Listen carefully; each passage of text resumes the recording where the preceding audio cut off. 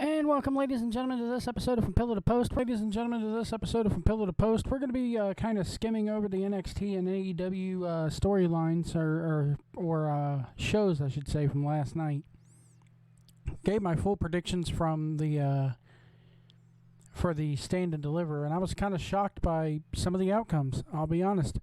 Also, today the Young Bucks are asking fans not to send negative or toxic comments toward their way again. They reactivated their Twitter account, which I'm blocked from. But there are ways around it. So we will read a tweet from them, and I'll give my thoughts on this. Also, the British government, the all-party parliamentary groups, which are formed by both members of the House of Parliament from across the political spectrum, and meet to discuss issues that concern, unlike select committees. They are voluntary, receive no funding, and do not have any access to parliament facilities, and have no formal place in the legislature. They've done one of these groups have done a report into professional wrestling in Great Britain and in the UK. So we'll dissect this a little bit here, and we'll talk about it. It's clearly millennials and it's clearly the SJW crowd here because they specifically mentioned the speaking out movement, and which may or may not have, well, I'll go ahead and say it. It does have a lot to do with how the business is ran, but the UK cracking down on British wrestling, and what could this mean for NXT UK? What this could mean for any of the NXT UK partners? We'll discuss that here in a minute, but let's get to NXT. Also, Dave Meltzer, I kind of did a video on him yesterday. Let's get to Uncle Dave first, because Dave did another Wrestling Observer Radio today. I don't have audio from it. Basically backing up what he was saying about the ratings and the booking and everything. And he did give kind of some criticism once again about their ratings. So maybe, it's kind of funny. Meltzer gives a criticism. Tony Khan does an interview with another website that is not Meltzer related, which is one of Meltzer's competitors. Is there friction there between Tony Khan and Meltzer? I don't think so, but it's interesting to think about. Is there trouble in paradise? Is the honeymoon over? God, I hope so. NXT Stand and Deliver Night 1 was last night. Let's go over these results on the pre-show. Zoe Stark defeated Toni Storm in 9 minutes and 52 seconds. I was surprised by that. I thought Toni would get the win, but Zoe Stark looked impressive. Pete Dunne and Kushida was an absolute, except for the abrupt finish, it was 100% what it needed to be. I'm happy that Kushida needs a win, man. It seems like to me that Kushida's just a jobber there. But anyway, Pete Dunne beat him. Bronson Reed defeated Isaiah Swerve Scott, Cameron Grimes, LA Knight, Dexter Lumis, and Leon Ruff in a 6-man gauntlet match. He's going to get a NXT North American Championship match against Johnny Gargano tonight. Very good match. Happy to see Bronson Reed kind of get the one up there, get the Iggy, and he's going to probably have a hell of a match with Gargano tonight. MSK defeated the Grizzled Young Veterans and Legado del Fantasma in a triple threat match. They went about 15 minutes here, 15 and a half minutes here. That gauntlet match took almost 20. It took 23 minutes in that gauntlet. Ugh. Way too. I mean, you got that many people, so I guess that justifies it. But MSK, defeating the Grizzled Young Veterans. I told you guys the veterans are there to take the pinfall. They're there to lose. These guys just can't, these guys just can't catch a break. And I like them. I like Drake and Gibson. I think they're a hell of a tag team. A lot of flippity-floppity-flappity-flew. And that match was all over the place. That's probably the weakest match on the show. In my opinion. I mean, it wasn't weak from a workhorse standpoint. They worked their asses off, but just compared to what else we saw. Walter defeated Ciampa in a hell of a match. Went about 17 minutes. It's the first time I've ever seen Walter's chest lit red like that and whelps on it. Very good match between those two. Ciampa worked his ass off. Walter worked his ass off. Walter is apparently going home for a while, according to Triple H. Here's the thing about Walter. He does not want to live in the U.S. That's why he'll never get a huge push anywhere but NXT UK. He said many a times, I don't want to live in the States. I'm happy being the ring general. No pun intended, because he is. He's pretty much right now is their locker room leader. And he's happy to, stay there, collect a paycheck, and help out. Can't blame the guy. Raquel Gonzalez with Dakota Kai, which Kai was ejected like 5 minutes into the match. Defeated Io Shirai. Hell of a match. Gonzalez really, I'm shocked that she won the title. Because in my opinion, she has a long way to go. She's definitely improved. But there are far other, better women on that roster, or hell, even the NXT UK roster right now, that deserve that title probably more than Raquel Gonzalez, but she's a tall woman with an impressive physique and a unique look, so that's why they're going with her. Where Io Shirai goes from here, nobody knows. Will we see her on the Raw after WrestleMania? Or the SmackDown after WrestleMania?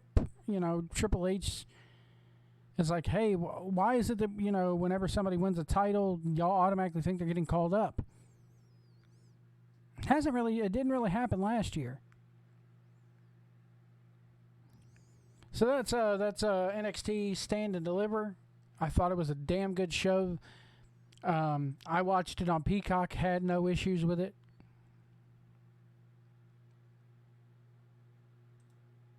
So, anyway.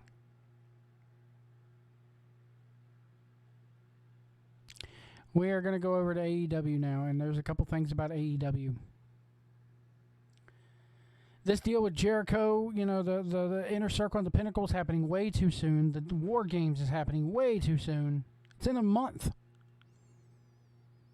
I said this. I'm going to go into a bit of a tangent here. I said this on a podcast that I did with AC and White House. Over there, The Cool Truth. Check them out over there at Retromania Podcast. Retro with a W. WRETRO, I think it is spelled. They could have milked this. Don't give me the Tony Khan can spout the and everybody else. The nobody has the attention span for a long storyline. Bullshit. Okay. WandaVision lasted 6 weeks before it finally had their payoff. Actually, 9 weeks. 9 weeks. Well, let me be fair here. 8 weeks, because they aired the first 2 episodes at the same time. 8 weeks. 2 months. And they milked it and built it in such a way that people were online, and myself included, going, God, I can't wait till Friday. Now, what does that have to do with wrestling, you may ask? They could do the same fucking thing here. Except for milk it for maybe 2 months. At least till June, when everybody can, get vaccinated and they can have a full house of people. As far as I know, this is just going to happen on a random episode of Dynamite. But I said it before. You do the whole beatdown angle, introduce the Pinnacle. You take a week off where the Pinnacle does their big hullabaloo promo. Ha, ha, ha, look at us, look at us. We beat their asses, blah, blah, blah. And then you start going into the injury angle with the Inner Circle.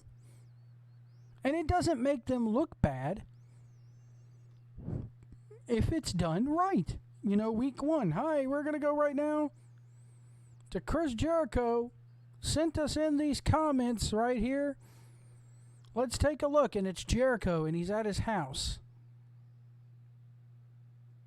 And he's laying down in bed, propped up in bed because he can't walk, or he's wearing a back brace, something. And he's talking about how, I should have seen this coming. I tried to, I should have seen this coming. And yeah, you got one up on us. But me in the inner circle, I'm in talks with those guys every day, sometimes 3 or 4 times a day. Zoom calls, text messages, Skype calls. And they're just as beat up and broken as I am. But we're all going to recover. That recovery process starts right now. I'm slowly gaining strength back in my back. And yeah, you busted me open, but that's nothing compared to what we're going to do to you. You better watch your back. You better sleep with one eye open because it's coming. I'm Chris Jericho. I don't say die in this business. I don't give up in this business. I've been around too long to do that shit. We're getting better. We're getting stronger. And then the next week, you have week 2. Maybe the Pinnacle cuts another promo. Maybe the Pinnacle has a match and runs over. Meanwhile, while all this is going on with the Inner Circle, the Pinnacle is having matches and winning matches and are establishing themselves as the dominant force in AEW. They're running through everybody.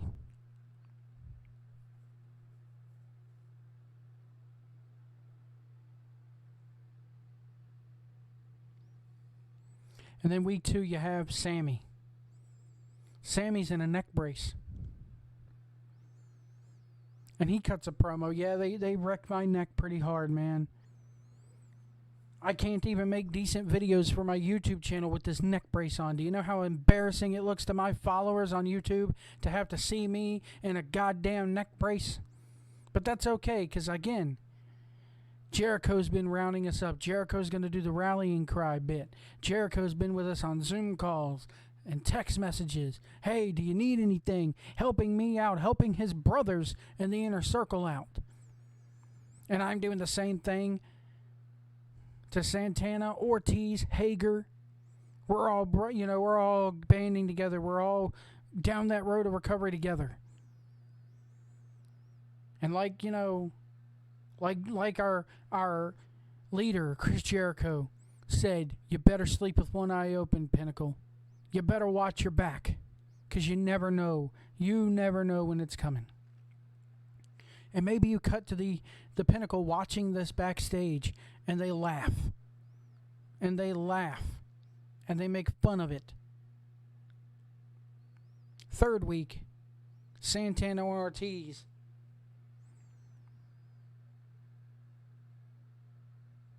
They have broken wrists from the handcuffs. They're in casts. At least each one of their wrists are in casts. Maybe one has an arm cast on, the other has a neck brace on from when they got pile driven. And they're cutting promos and they're cursing in Spanish and they're talking about how, it's gang warfare now. We come from the rough streets of New York. You want to fight gang warfare? We could do that gang warfare. Sleep with one eye open. Watch your damn backs. Our leader, Jericho, he's rounding us up, and we're going to strike fast. We're going to strike hard. We're going to strike you randomly. You're never going to see us coming. That road to recovery is continuing. And then you go to the next week, that 5th week or 4th week. And you go to Hager. Hager's got his head bandaged up still. Maybe 4 weeks in, he's maybe not bandaged up, but man, you guys hit me over the head with that bottle. I can't even train for MMA, let alone pro wrestling. I got a concussion. I still can't see. My vision's still blurry. Having trouble sleeping at night. I get headaches all the time. But the doctors tell me that it's going to take a while for me to make a full recovery. And when I get back in that gym, in my dojo, with my MMA brothers, and I also got my Inner Circle brethren around me, the recovery process is started now. And you better watch your back. You better sleep with one eye open, Pinnacle, because you never know when it's going to come. You never know when that Inner Circle is going to close further and further around you. It could be a week from now. It could be 3 weeks from now. It could be tomorrow. But as soon as we're all better, as soon as we're all regrouped. So that's 4 weeks right there. Meanwhile, the Pinnacle's winning matches. The Pinnacle's cutting promos, talking about how they're the best, how they hey, we don't have any competition in this company anymore. Maybe then the Elite steps up. But no, you had to go this Young Bucks heel turn shit. Which I'll get to. So you've already stretched this injury angle out now a month. With 4 promos. Then you start doing group promos. The Inner Circle's back together.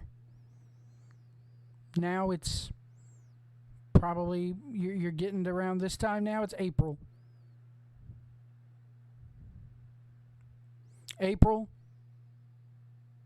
Maybe FTR has, FTR's got the tag belts. Maybe Shawn Spears has that TNT title by this time.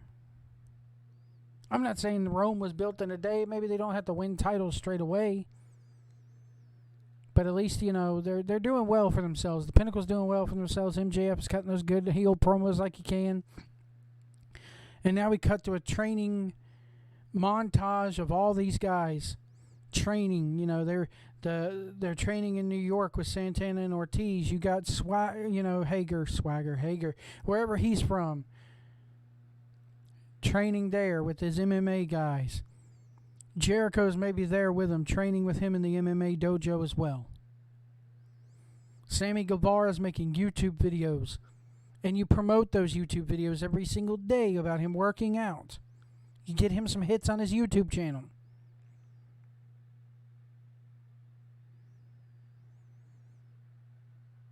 So there's what, week 5? It's 5 weeks.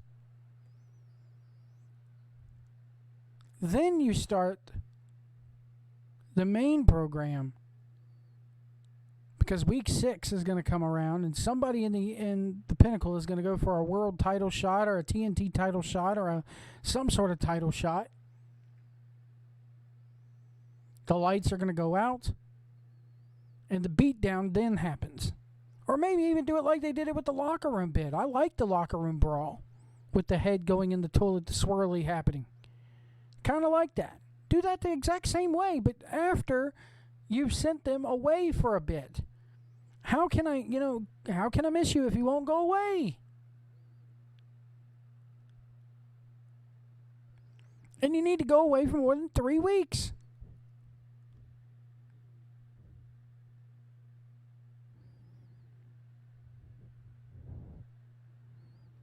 So, then the beatdown happens. And by this time it's June, when they can have a full capacity crowd without the media and all these wrestling journalists like Meltzer flipping out because nobody's wearing masks, even though you still mandate the masks. There's that many people gathering around. Oh, my God. But now it's lawfully, it's legal. You can do it. Hopefully you won't face backlash over it. Who cares if you do? Who's criticizing you for this? Meltzer, you're really worried about what Meltzer's going to tell you? And if Meltzer gives you some bad press on it?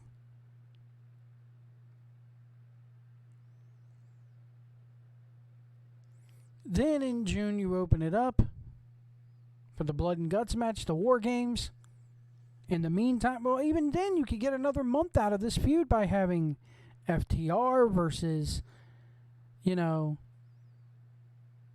FTR versus Proud and Powerful, Santana and Ortiz. Maybe you do, and if the Inner Circle wins,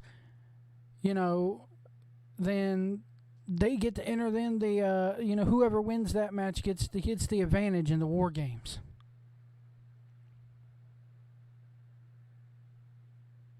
There's lots of ways you could go. You didn't need to rush this out. This attention span crap is I hate that. People have attention spans. If you give them something that's good, they'll come back and see it. If you give them something that's good and you give them a little cliffhanger and a little something to latch onto, they'll stick with it. WandaVision, Falcon and the Winter Soldier. You got the Loki series coming out in June. You think, I mean, yeah, a lot of those people said, oh, okay, I watched 2 episodes. This is too slow a pace for me, so I'm tuning out. But guess what? Those people were very few and far between. And you have that core fan base that's not going to go away from you. So why not try something different when it, now you're unopposed. So why not, stretch it out? You don't have any competition. What's stopping you here? Again, it's the stupid booking of Tony Khan. This is your Booker of the Year, folks. This is who you voted for.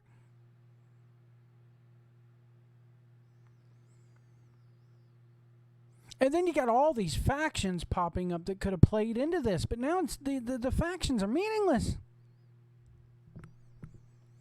Jericho wants to talk about somebody wearing spray tan. Did you see the Young Bucks at the end of their match? Motherfuckers, you're in Florida. You live in California. Can you not get some sun? Nobody in this... Could you not hit a tanning bed? Why the fuck are we wearing spray tan? It looks like shit. And then you have more, let's get to the ending of the show with the Young Bucks apparently, quote-unquote, turning heel. At least they were booed this time. Again, you can't tell if it's the staged marks or the real marks booing because the crowd ain't mic'd up enough.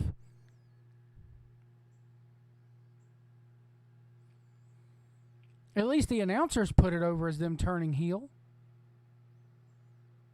JR did a wonderful job. Tony did a wonderful job. Excalibur, meh.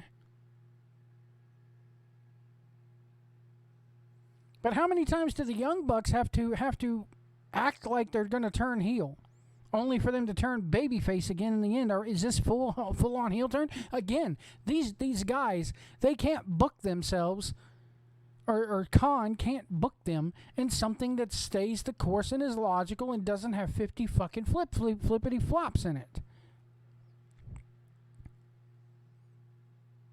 They did the deal where they were walking around super kicking referees and paying the fines and all this and that. That's another thing in this that interview that he did with PW Insider. Tony Khan commenting on the deal with, coming out and making that match with Omega and Seidel over there on Dark Elevation a couple weeks ago. He's talking about how, I've never done that on Dynamite. I've never booked a match on Dynamite. I've never appeared on Dynamite. Motherfucker, they mention you 4 or 5 times a show. And if memory serves me correctly, one of the very first episodes of Dynamite where they were building toward the Omega-Moxley unsanctioned match, yeah, you weren't on camera, but we heard your voice telling Moxley, yeah, I got to make this match unsanctioned, so it's not going to count towards your record. So you were making matches then, on television, whether your face is shown or not. Your voice was still heard.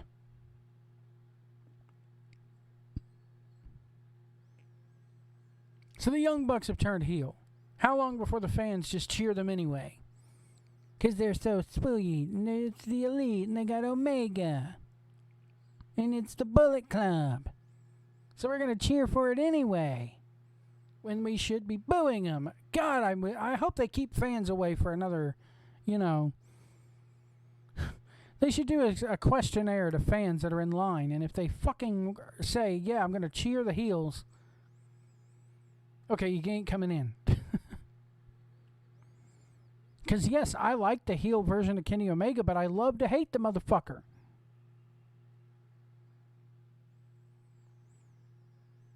And you get, again, with all these factions coming out, 50 different people in every fucking segment. It's so stupid. It's overbooked.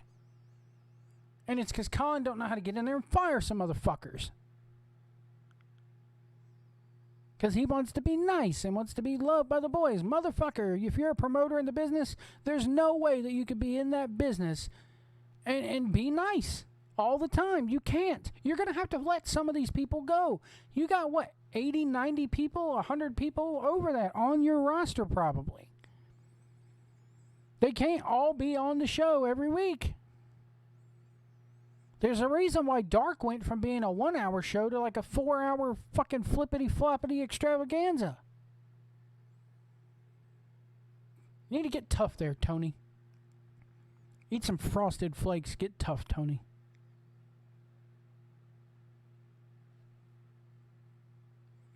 Let's go into this British thing here. And I'm going to share my screen here for it. I'm going to go ahead and actually give me 1 second here because I had it pulled up. There it is. Now let me see if I can share it with you guys. The BBC put this out, and it's a very telling deal. It's a very telling article. Could we see something like this come to the U.S.? I doubt it.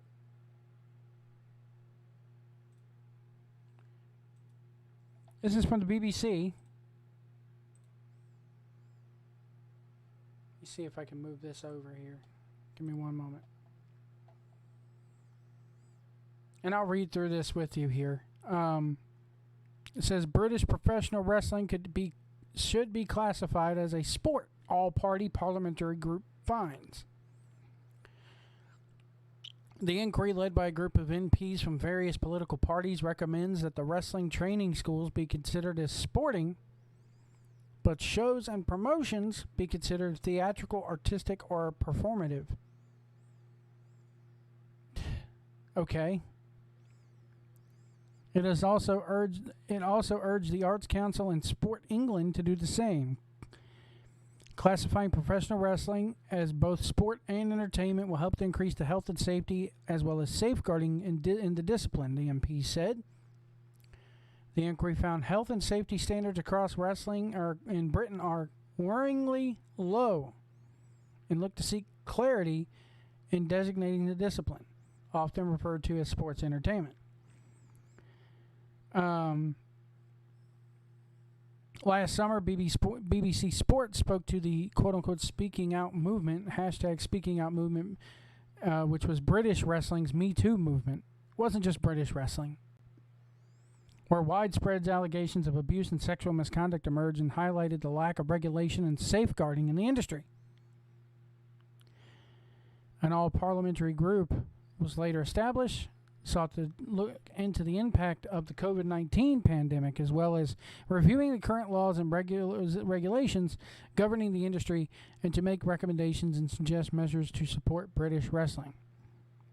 The co-chairs of the group are Alex Davies, MP, and Mark Fletcher, MP. They said in a statement, "We are delighted to take what we hope will be the first step towards strengthening and improving the British wrestling industry, which brings so many joy to many people, ourselves included. We look forward to putting our recommendations into action in the coming weeks." In 2020, Tracy Crouch, MP, then sports minister, introduced a private member's bill that would amend the Sexual Offences Act of 2003 to make, quote, to make sports coach a position of trust for the purpose of child sex offenses. With reference to this, the inquiry recommends that wrestling coaches be explicitly recognized as being in such positions of trust. The report also addressed that the difficulties professional wrestling let me read that again. The report also addressed the difficulties professional wrestling has had falling between sports and entertainment. It found that the absence of any proper governance and oversight created, quote, serious implications for the mental and physical health, safety, and well-being of performers and others. Among other health and safety measures, it recommended all promoters, trainers, and referees be physical and mental health first aid qualified and trained in concussion awareness and protocols. Mental health qualified? What do you wanting to become licensed shrinks? Do you not realize that just about every single trainer is also a wrestler themselves? It's not like going to university.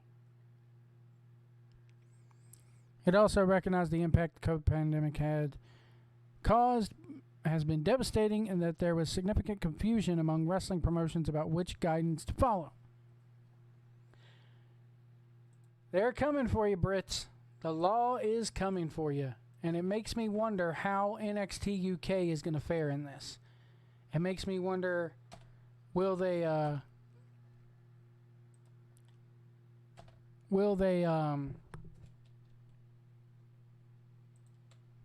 be governed as well? Will NXT and them be governed?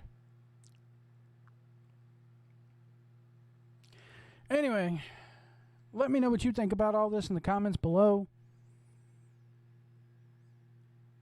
This booking of this AEW booking is so stupid and crazy, man. It really is.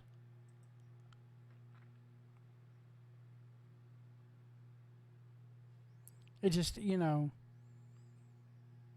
then somebody has enough nerve to bring a sign last night saying to AEW. They brought a sign to AEW that said, "The Wednesday Night War sole survivor is AEW." Motherfuckers.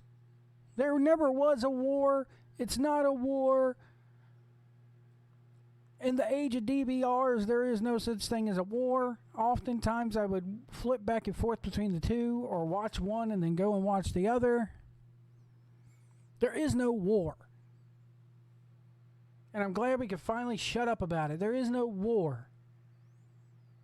What's next? AEW is going to go on Mondays?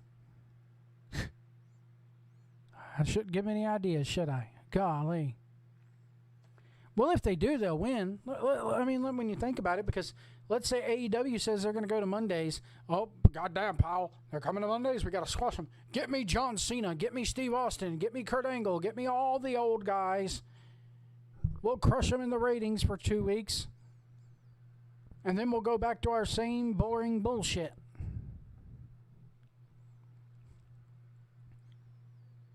It's not a war. Wednesdays was never a war. Big deal. They didn't, you get those ratings on Thursday at 4 o'clock. But those don't include the DVR numbers from the next 7 days. So it doesn't include streaming, because last night I watched Stand and Deliver on this morning when I woke up. I watched AEW on my phone from my Xfinity app, from my DVR app. Does that count as a watch? So enough with whoever made that sign. You're a fucking idiot. You're a moron. I think Meltzer's really starting to come around on this, guys, because he was mentioning the women aren't coming in because of the blood, and he was asked, well, what women have you talked to? And he's like, I just called up ex-girlfriends and friends of the family, and that's not really exactly the litmus test, Dave. But at least you're willing to point out the pinholes.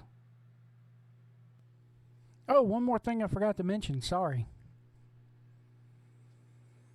The Young Bucks, after they turn heel, go on their Twitter. Please refrain from any negative or toxic comments in our mentions tonight. If so, we'll unfortunately delete our Twitter account again. Thank you. Have a good night.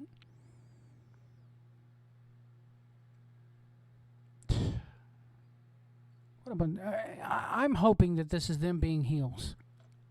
I'm hoping that this is them. They left Twitter in 2019 after an episode of Dynamite received negative feedback from the fans. Again, the Young Bucks can't handle criticism. Tony Khan can't handle criticism. Nobody in this company can handle any criticism.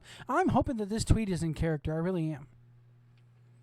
Because if it's not, what a bunch of snowflake fucking idiots. You joined up, you created this promotion along with Tony Khan. Did you not expect that people... I'm complaining about you now. Go ahead, deactivate your Twitter. Get the fuck off Twitter. I don't give a fuck. Nobody wants you on there anyway. Bye. If I never see you on my TV again, it'd be too soon. Let alone Twitter.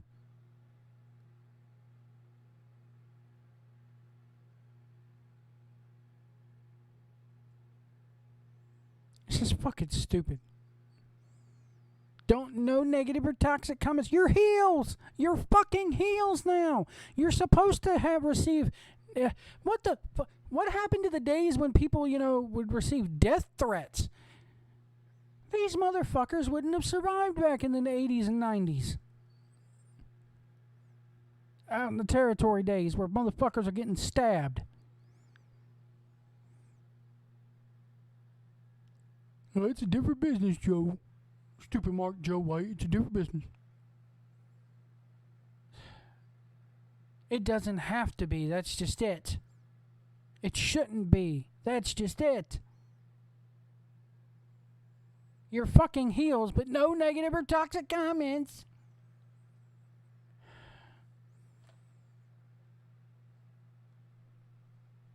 Alright, folks. We'll see you down the road. I'm getting out of here. Don't fucking insult Tony Khan about the blood or the booking. And heaven forbid, we should actually throw some shade at heel wrestlers. Bad guys. Give me a fucking break.